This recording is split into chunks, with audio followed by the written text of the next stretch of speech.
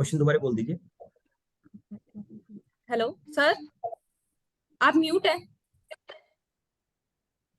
Sarita, are you there? Good afternoon sir. Good afternoon, कैसे हैं आप? ठीक है सर, आप ठीक हैं?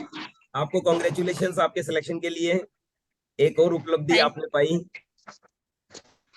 Thank you sir. हमारी एनवीएस की स्टूडेंट है भाई। ओके। और केवीएस में भी अपना प्रचंड निभाया, वो बहुत अच्छी बात है। हम इसके लिए भी अपने आप को ट्रेंड करेंगे। ओके सरिता। हाँ, आप हमारी बहुत अच्छी वेलविशर हो। आप वेलकम हो। आपको कभी भी कोई बात हो आप व्हाट्सअप करिए, हम आपको हर समय हेल्प करेंगे। ओके, यस ठीक कंटिन्यू। है सर मेरी वॉइस आ रही है आपको? Tolaram, are you getting? नहीं, आप जब तक सरिता और सरिता से बात कर सकते हैं, निधि और Puja, Kiran. Yes. Okay ma'am. Sarita ma'am, अगर आपसे एनवीएस में पूछा जाए कि केवीएस सॉरी केवीएस केवीएस में अगर आपको पूछा जाए कि अगर आप एनवीएस में सिलेक्टेड है, अगर आप कुछ एनवीएस का भी बोलते हैं तो उनको पता लगता है कि हाँ आपने एनवीएस के लिए भी अप्लाई किया होगा, तो वो बोलेंगे अगर आप उसमें सिलेक्ट हो जाते हैं तो आप केवीएस को नहीं ज्वाइन करेंगे, या ऐसा कुछ? हाँ, मतलब ये तो क्वेश्चन उठ सकता है। सबसे पहले तो हम ये एहसास नहीं होने देंगे कि हम एनडीएस में भी अप्लाई किए हैं, इसमें भी सिलेक्टेड है, यहाँ भी हैं। और अगर जो मान लो कि उनको पता चल जाता है कि मैं हम दोनों जगह से, कि हाँ उन्हें पता है अगर आपने केवीएस चूज किया तो एनवीएस के लिए तो जरूर दिया होगा। हाँ हाँ हाँ जी। हाँ, तो मान लो कि उनको पता चल जाता है तो फर्स्ट ऑल तो हम पहले तो यही बताएंगे कि सर, अगर हम पहले हमारा जहाँ पर हो रहा है तो हम फर्स्ट प्रायोरिटी तो वहीं पर देंगे। Okay, thank you ma'am. Yes yes continue. Continue. Anybody else want to ask any question? Vikas, are you there? Welcome. Yes sir, yes sir. हाँ, वेलकम वेलकम विकास, आप भी कोई क्वेश्चन पुट अप कर सकते हैं। Open your camera. Thank you so Pooja, much you sir. Want to talk? Yes sir.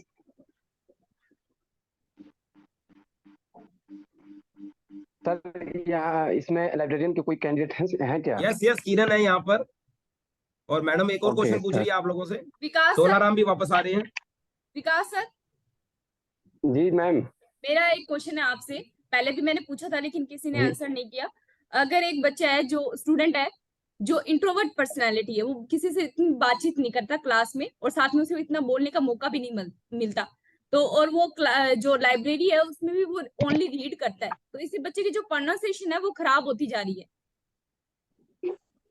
Ji ji ma'am हाँ जी। जी। तो उसको डेवलप करने के लिए आप उसकी कैसे हेल्प कर सकते हैं? वो आपसे हेल्प मांगता है या आपको लगता है कि हाँ इसकी प्रोनाउंसिएशन खराब है? सबसे पहले तो मैम ये चीजें होती हैं जबकि बच्चा शुरू से बच्चे से बुलवाया ना गया हो।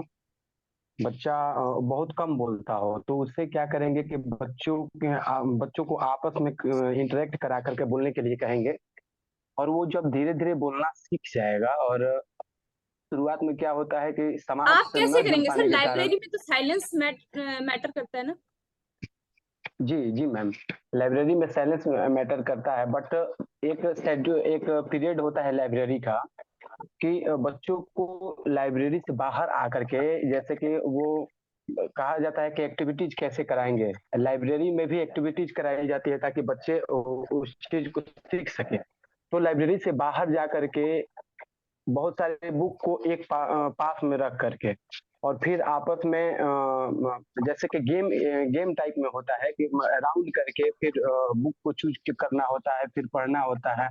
उसके बाद बुक के बारे में बताना होता है लास्ट में ओके। कि आपने वो कहानी पढ़ी तो उसमें क्या क्या चीजें ऐसी थी जो कि आपको समझ में आई। तो उस तरह से उससे बच्चे से बुलवाएंगे धीरे धीरे करके। और वो थोड़ा ही बोलेगा तो उसको प्रमोट करेंगे, अरे वाह आपने तो बहुत अच्छा आज बोल दिया, इनसे सीखिए। मतलब उनको अप्रिसिएट करेंगे। जितना ही अप्रिसिएट करेंगे धीरे धीरे वो खुल जाएगा बच्चा, और वो धीरे धीरे उसकी प्रोनाउंसिएशन अच्छी हो जाएगी। Okay sir, thank you. तो सर, मैम इसमें ना एक बात ऐड कर सकते हैं कि केवीएस स्कूल में सुबह जो प्रेयर होती है उसमें बच्चों से बहुत सारी एक्टिविटीज करवाई यस मैम। जाती हैं। यस। ऐड कर वहां सकते पर उस स्टूडेंट को हम बोल सकते हैं कि आप पार्टिसिपेट करो उन एक्टिविटीज में, जीके क्वेश्चन पूछना या फिर प्रेयर वगैरह में, तो वहाँ उनको हम बोल सकते हैं, इसको ऐड कर हाँ सकते जी, हैं हाँ जी। इसमें। स्पीच कंपटीशन वगैरह होती है ना, उनमें आप बच्चे को बोल सके डिबेट कंपटीशन। अगर किसी की हैंड राइटिंग अच्छी नहीं है तो उसे ऐसे कॉम्पिटिटिव पार्टिसिपेट्स करवाना। तोलाराम सर, मैं आपसे एक क्वेश्चन पूछ रही थी, आपने आंसर नहीं किया था। मैं चाहती हूँ आप सभी हाँ को इसके मैडम, बारे में बताइए कि अगर इनसे पूछा जाए कि आप केवीएस की फैसिलिटीज से सेटिस्फाइड नहीं है तो आप इनको क्या आंसर देना चाहिए? ये क्वेश्चन मतलब ये क्या नाम है, इंटरव्यू बोर्ड कर रहा है हमसे? हाँ जी, यस यस। इंटरव्यू के टाइम पर इन कैंडिडेट से पूछा जाए सर मैडम से, तो ये क्या आंसर करें उसका? हाँ नहीं, वैसे तो मैडम अगर हमसे ये क्वेश्चन पूछा जाए तो हमारा यही है कि अगर केवीएस में फैसिलिटीज अच्छी नहीं है तब भी हम उसको टेकल कर लेंगे, क्योंकि हम जिस फैमिली से आते हैं वो मिडिल क्लास फैमिली है और वो हमें हर सिचुएशन को अपने अकॉर्डिंग वो टेकल करना मतलब वो सिखा देती हैं। ठीक है, दूसरी बात, जैसी भी फैसिलिटी है उसको हमें मतलब अपने बच्चों के बेनिफिट के लिए उसको क्या है कि एक तरीके से डेवलप हम कर सकते हैं अपने लेवल पर। सर ने एक वर्ड बताया था, हैंड टू माउथ। तो हम लोग कमाने खाने वाले इंसान हैं, तो हम लोग वर्सेटाइल पर्सनालिटी है, कहीं भी एडजस्टेबल हो सकते हैं, किसी भी सिचुएशन में ढल सकते हैं। जी मैम। यस बिल्कुल बिल्कुल सर बिल्कुल। हाँ आपने ये जवाब दिया था कि एक्स्ट्रा टाइम लाइब्रेरी में होता है जो बच्चों को एक्टिविटी सिखाने के लिए, वो कितने मिनट का होता है सर, और वो किस टाइम होता है? ये लाइब्रेरी में लाइब्रेरी पीरियड पहले नहीं होते थे मैम, लेकिन अब लाइब्रेरी पीरियड को शामिल किया गया है, ताकि शुरू से ही लाइब्रेरी का बहुत ज्यादा महत्व रहा है। ये कितने टाइम का होता है, मे बी इट में भी 20 से 30 मिनट का होना चाहिए, क्योंकि उसमें भी बच्चों को इंटरेक्ट कराया जाता है, बच्चों को बुक पढ़ने के लिए बुक रीडिंग का मतलब सिखाया जाता है। क्योंकि बुक रीडिंग का एक अलग से पीरियड अगर नहीं होता तो शायद लाइब्रेरी उतनी डेवलप नहीं हो पाती, लाइब्रेरी में यूजर्स नहीं बन पाते और बच्चे भी बुक्स के प्रति उतना अट्रैक्ट नहीं हो पाते। इसलिए लाइब्रेरी पीरियड के दौरान बच्चे लाइब्रेरी में आते हैं और वो बुक्स को पढ़ते हैं, और लाइब्रेरियन उनको बुक पढ़ने में मदद करता है। जब देखता है कि किसी भी बच्चे को बुक पढ़ने में बहुत ज्यादा परेशानी हो रही, तो वो गेम के थ्रू बुक टॉक कराता है। बुक टॉक में कहानी, उसके अंदर की जो कहानी होती है वो बच्चों से सुनता है। अगर देखता है कि बच्चा इंटरेस्ट नहीं ले पा रहा है, तो फिर वो कहानी के बारे में आधी कहानी को बता देता है। बताने के बाद कहता है कि अगर आप इस बुक को पढ़ेंगे तो फिर कहानी, और अंताक्षरी जैसे कि हम लोग कहते हैं, तो अंताक्षरी भी कराया जाता है। लेकिन वो अंताक्षरी हम लोग जैसे कि हिंदी में अंताक्षरी होता है, इंग्लिश में अंताक्षरी होता है, लेकिन वहाँ बुक के नेम का अंताक्षरी होता है कि कौन सा बुक है कौन सा नहीं है, वो बच्चों में ही कराया जाता है। और वो बच्चे उस बुक को जा करके ले पाते हैं। वो अंताक्षरी के द्वारा अगर दौरान अगर उनको नाम पता चलता है कि ये भी बुक है, तो जा करके वो ले पाते हैं वो लाइब्रेरी के अंदर। इतना मतलब बच्चे के साथ बिल्कुल ही फैमिलियर तरीके से, बिल्कुल ही हेल्पिंग तरीके से एकदम पेश आना होता है। और सर डीडीसी जो नंबर हम बुक लेते या देते वक्त जो डालते हैं उसमें क्या ऐड होगा? डीडीसी नंबर न्यूमेरिक होता है मैम। जैसे कि जर्नलिटीज एंड कंप्यूटर के लिए 000, ठीक है। और ये दार्शनिक डेकाकोटोमी पद्धति इसको कहा जाता है। इस डेकाकोटोमी, ये पूरे 10 डिवीजन में बटे हुए होते हैं। ये सबसे आसान होते हैं, जो कि सब्जेक्ट वाइज ये बटे हुए हैं। सर इसमें बुक ऑथर का नाम भी ऐड करके मतलब कि उसका हाँ टाइप हाँ, करेंगे ना? जी जी जी मैम। इसमें क्या होता है कि सब्जेक्ट वाइज भी डिवाइड होते हैं, और ऑथर का मतलब एक जो कैटेगरी बनेगा वो सब्जेक्ट के द्वारा भी बनेगा, सब्जेक्ट नेम के द्वारा भी बनेगा, और ऑथर नेम के द्वारा भी बनेगा। उसका एडिशन कब का प्रकाशन है उसके द्वारा भी बनेगा। प्रकाशन के लिए बहुत ही अच्छा ये टाइम ऐसा विकास सर, आप म्यूट हो गए। टाइम आइसोलेट होता है और स्पेस आइसोलेट होता है, तो उन दोनों चीजों को सीखना होता है मैम। टाइम आइसोलेट में जैसे कि मान लीजिए कि कोई भी बुक हो गया आपका, 2012 का बुक हम लोग ले लेते हैं, तो वहाँ पे 2012 के लिए P20 लिखना होता है। 2012 है, 2000 2000 से 2012 अगर होता है तो वो 12 साल का गैप हो गया, तो वहां पे P1 ले लेंगे। लेकिन पर्सनली अगर उस डेट को मतलब ये दर्शा रहा हो कि 2022 का बुक निकला हुआ है तो P22 वहां पे लेंगे। तो ऐसे टाइम आइसोलेट और स्पेस आइसोलेट ये दोनों चीज हमको पढ़ना होता है। स्पेस आइसोलेट में मतलब 4 भागों में इन्होंने बांटा हुआ है रंगनाथन जी।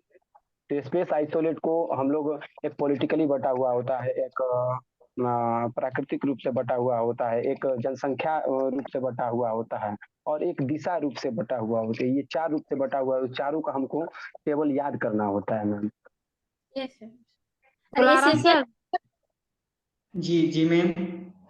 जी सर, मतलब अपन का सर। टीजीटी लेवल अपन को डेमो किस क्लास का तैयार करना चाहिए? मैडम हम अगर पीआरटी है ना मैडम आप? टीजीटी टीजीटी, हाँ। तो मैडम टीजीटी के लिए हमें बोला जाता है कि 6 to 10 में से टीजीटी किसी भी क्लास को पढ़ा सकता है। 6, 7, 8 को तो वो मिलता है, लेकिन कहीं कहीं पीजीटी टीचर्स नहीं रहते हैं तो 9, 10 को भी टीजीटी ही पढ़ाते हैं। तो हमें 6 to 10 में मतलब किसी भी क्लास को पढ़ाने के लिए प्रिपेयर होना है ना। तो और वहां पर एक पहली बात तो वो हमसे पूछ लेते हैं कि आप कौन सी क्लास को पढ़ाना चाहोगे या फिर कौन से सब्जेक्ट को आप पढ़ाना चाहते हो। जैसे कोई सब्जेक्ट क्या है मैडम आपका? हिंदी। तो हिंदी में भी 2 पार्ट होता है, कितनी 2 बुक्स होते हैं हिंदी में भी, एक वो 2 और एक वो होते हैं, क्या नाम है, जिसमें पोएम ही होती हैं, ठीक है। तो ऐसे 2-3 वो पार्ट में वो बताते हैं हमें कि आप कौन सी बुक पढ़ाना चाहोगे या फिर आप ग्रामर व्याकरण पढ़ना चाहते हो। तो उस हिसाब में से वो आपका इंटरेस्ट पूछेंगे और फिर वो खुद आपको टॉपिक नहीं देंगे, वो आपको ही टॉपिक सिलेक्ट करके पढ़ाने के लिए बोलेंगे कि जिस भी टॉपिक को आप पढ़ा सकते हो उसको पढ़ाइए, ठीक है। कभी कभी हमसे ये पूछ लेते हैं, जैसे हमारा मतलब जो मास्टर्स होता है तो मास्टर्स किस पर्टिकुलर एरिया में वो रखा है, तो उससे रिलेटेड भी वो थोड़ा सा हमें वो डेमो देने के लिए बोलते हैं। सपोज कीजिए मैं टीजीटी एसएसटी से था मैडम, तो एसएसटी में उन्होंने पूछा था कि सर आपका कौन सा सब्जेक्ट पर आपकी कमांड है। मैंने हिस्ट्री बोला था तो उन्होंने बोला ठीक है चलो हिस्ट्री में आप डेमो Nalini, दीजिए। you want to ask any question? Continue Tolaram. Shalini कोई क्वेश्चन हो तो पुट करना। NVS faculty. तो मैंने सर हिस्ट्री में डेमो मैं दिया था इजाजत और वहीं चाहूंगी, से मैं मीटिंग नहीं छोड़ के जा रही हूँ। ओके निधि, ओके। उनको कहीं जाना है। नमस्ते सर। ठीक है सर बाय। हेलो, नमस्ते सर। आ गई वॉइस आपकी निशा, जी सर आ गए। वेलकम। बताना चाहूंगा भाई निशा हमारी बहुत एक फेवरेट और लाइब्रेरी बहुत के बेस्ट स्टूडेंट अंदर है जिन्होंने पीआरटी और हिंदी सब्जेक्ट, ताकि शालिनी को भी इनका बेनिफिट मिले। और एक्सपर्ट है ये हिंदी में शालिनी, आगरा से हमारे पास। तो मैं चाहूंगा कि आपकी फ्रेंडशिप हो और जिस तरीके से इवन किरण और विकास आपस में डिस्कशन कर सकते हैं, और आपके बीच में आज तोलाराम है हमारे बीच में, फैकल्टी है ये ऑलरेडी एनबीएस में, ये आपको सपोर्ट करने आई है, हेल्प करने आई है। तो आपके पास भी कोई क्वेश्चन है तो बिल्कुल पुटअप कीजिए, हमारे पास ज्यादा टाइम नहीं है, हार्डली 7-6 मिनट सर मेरे पास एक क्वेश्चन है सर। सर सर मेरे पास एक क्वेश्चन है, आप लोग आंसर कीजिएगा। हाँ जी अगर हाँ जी। कोई बच्चा हकलाता है, अगर कोई बच्चा क्लास में हकलाता है और बच्चे उसे बुलिंग कर रहे हैं, तो फिर आप उस सिचुएशन में क्या करेंगे? सबसे पहले तो हम बच्चों को वो चीज अदर बच्चों को वो चीज ना करने के लिए कहेंगे, क्योंकि हकलाना एक कमी को दर्शाता है और वो कहीं ना कहीं बच्चे का कॉन्फिडेंस लेवल गिर जाता है, कोई भी वो फिर बोल नहीं पाता है क्लास में। तो वो चीज ना करने के लिए कहेंगे और फिर जो बच्चा हकलाता है उसको और बोलने के लिए कहेंगे। जितना बच्चा बोलेगा उतना उसका हकलाना बंद होगा और जितना कम बोलेगा बच्चा उतना वो हकलाएगा, तो धीरे धीरे उसका हकलाना बंद हो जाता है मैम। और जो बच्चे बुलिंग कर रहे हैं उनके लिए क्या करेंगे? उनके लिए शांत रहने के लिए कहेंगे, मतलब उससे कमेंट पास ना करने के लिए कहेंगे। हाँ एक सेकंड मैडम, जब उसमें आपसे मना करते हैं या आपकी क्लास में वो ऐसा चीज नहीं करते, लेकिन कहीं ना कहीं वो बच्चे पर हंसते हैं, ऐसा उसे फील करवा देते बिना कुछ बोले कि हाँ तू ये तुझ में ये कमी है, ये है, डिमोटिवेट कर देते हैं उसे बिना बोले भी। हाँ यस मैम। तो आप कैसे हैंडल करेंगे? आप क्लास में हैं, चलो तब तोलाराम नहीं सर बोला इसका आइडिया। बच्चे ने तब नहीं बोला, लेकिन बाद में तो बोल ही थोड़ा सा सकते मैं हैं। ये बोलना चाहूंगा, जैसे मतलब जो भी कोई स्टूडेंट है जो मतलब पर्टिकुलर स्टूडेंट को टारगेट करके उसको कुछ भी बोल रहे हैं, तो हम जो बच्चे जो स्टूडेंट उनके साथ ऐसा कर रहे हैं उनको हम डायरेक्ट पनिशमेंट नहीं देंगे, उनको हम इनडायरेक्ट वे में पनिशमेंट दे सकते हैं। उनसे हम जो भी हमने यस्टरडे जो भी पढ़ाए हैं उससे रिलेटेड ऐसे हार्ड क्वेश्चन पूछेंगे, ठीक है, जिसको वो नहीं बता पाएंगे, ठीक है। जैसे वो उस क्वेश्चन का जवाब नहीं देंगे, हम आपको उनका हाथ खड़े करवा देंगे, उनके हाथ खड़ी करवा देंगे क्लास में, मतलब ये फ्रंट ऑफ क्लास उनको खड़ा करवा देंगे। तो उनको इनडायरेक्टली हम अगर पनिशमेंट देंगे तो नेक्स्ट टाइम से उनको पता चल जाएगा कि अगर हम किसी को मतलब वो इरिटेट करेंगे तो हमें टीचर्स वो पनिश करेगा। सर एक बात मैं रोकना चाहूंगी कि अगर हैंड्स अप करा के खड़ा करा देते तो ये फिजिकल पनिशमेंट नहीं हो गया? तो ये तो नहीं, ये फिजिकल पनिशमेंट नहीं है मैम, ये वो हो गया, मतलब एक तरीके से, मतलब उनके अंदर ये जो एनईपी बोलती है वो फिजिकल पनिशमेंट, हम उनको मार नहीं सकते, हम मार नहीं रहे हैं उनको, बस उनको पनिश कर रहे हैं पूरी क्लास के सामने, मतलब सेम फील करवाने के लिए। इस समय लाइब्रेरी क्या मैडम? सर अगर क्या? उस बाहर में अनिष्ट बच्चा बोले कि आप हकला रहे हो तो फिर क्लास के आवाज समझ में? सर क्लास के बाहर अगर ये काम बच्चा को बोला जाए तो बच्चा बाहर में भी तो हकलाएगा, तो उसके स्टूडेंट फ्रेंड्स फिर बोलेंगे। नहीं, उनको अगर हम 1-2 बार 3 बार ऐसे क्लास में करेंगे तो उनको पता चल जाएगा कि अगर हम किसी को मतलब वो किसी की कमी को हम वो कर रहे हैं तो उनको ये भी फील होगा कि हमारे अंदर भी कुछ ना कुछ कमी है, ठीक है। क्योंकि जो भी किसी पहली बात तो ये है कि जो टैलेंटेड स्टूडेंट होता है, जो ब्रिलियंट स्टूडेंट होता है, वो किसी की भी कमी पर वो हंसता नहीं है, किसी को भी इरिटेट नहीं करता है। इरिटेट वही स्टूडेंट करते हैं जो या तो पढ़ने में बहुत ज्यादा वीक हो या फिर उनका पढ़ने से कोई रिलेशन नहीं हो। तो ऐसे लोगों को हम मैडम वैसे कर सकते हैं, और कोई वो नहीं है, क्योंकि ब्रिलियंट स्टूडेंट कभी किसी को परेशान नहीं करते हैं, अगर आपने देखा हो। सर बच्चों के साथ अभी केवीएस के अंदर कौन सी नई नई एक्टिविटीज कराई जा रही हैं, कौन कौन से नए नए मतलब ये उत्सव मनाए जा रहे हैं?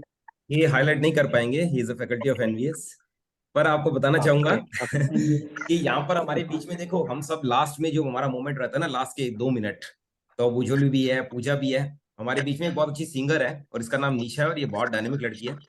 और मैं ये चाहूंगा कि अगली बार आप क्लास के अंदर पहले ही मुझे बता दें कि सर मैं कुछ आज लास्ट में बोलना चाहूंगा, मुझे 1 मिनट दे देना, तो मैं आपको इस बात का ध्यान रखूंगा और कुछ भी आप गा देना, कुछ भी अपनी मेलोडियस वॉइस सुना देना। अब मेरे पास हार्डली 1 मिनट 30 सेकेंड्स है, अगर मुझे पता है कि निशा को कहूंगा इतने में निशा शुरू कर देंगे, इसलिए निशा के लिए चिंता नहीं है, पर आप लोगों के लिए पार्टिसिपेशन के लिए बोलूंगा कि आप भी कुछ ना कुछ जरूर सुनाया करें, तो बहुत अच्छा लगता है, लास्ट का हमारा मोमेंट बहुत बढ़िया निकलना चाहिए। ओके, तो चाहे वो विकास हो, उज्ज्वल हो, मेरे अच्छे अच्छे लोग हो तुम लोग, तो मैं चाहूंगा आप भी कुछ एक दूसरे के साथ कुछ ऐसा सुनाया करो लास्ट में, ठीक है। किरण नंबर एक्सचेंज कर दीजिएगा, कुछ किरण लाइब्रेरियन का नंबर एक्सचेंज कर दीजिएगा। हाँ जरूर करूंगा किरण, प्रॉमिस। आप बस अब थोड़ा सा समय दीजिए, 1 मिनट रह गया। यस निशा प्लीज, आप जो भी सुनाना चाहें, आपका समय शुरू होता है अब। स्टार्ट निशा। ओके सर मैं आज एक पोएम सुनाऊंगी। जल्दी प्लीज, 50 सेकंड्स लेफ्ट।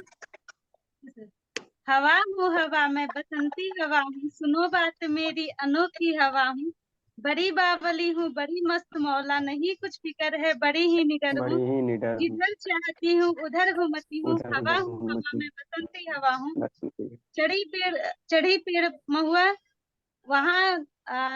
सर मैं कुछ भूल रही हूँ इस लाइन को। विकास सर भी बोल रहे थे मैम, लेकिन विकास सर भी भूल गए इसके बाद। 6th क्लास में जब मैं पढ़ती थी तो इस कविता को बहुत एंजॉय किया करती थी और मुझे आज याद आ। Very good. चलिए हमारे 10 सेकंड लास्ट के बहुत अच्छे से निकले और सब स्माइल कर रहे हैं, ये बहुत अच्छा लग रहा है।